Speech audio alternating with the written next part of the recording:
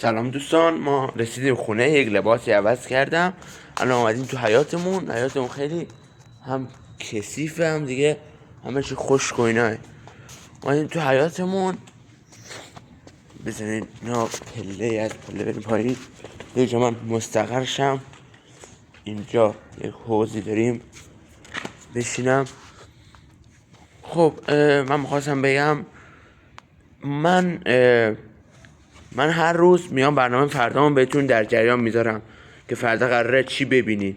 الان امروز قراره که فردا صبح زود ساعت تقریبا 7 و 8 برم دوچرخه سواری دور باغ ملک‌آباد تو خیام، تو مشهد، تو خیام دیگه. میریم اونجا یک دوری میزنم، میریم یه دوری میزنم. بعد اونجا یک جای خیلی سرسبز داره، اونجا میشینم.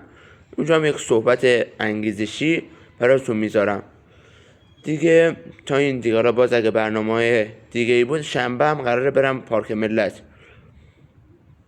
بعد یک شنبه هم، حالا من چند روز برنامه‌شو میدونم، یک شنبه هم قراره یک دستور آشپزی براتون بذارم. قراره یک ماکارونی درست کنم با سویا، یعنی با گوشت کردن با سویا.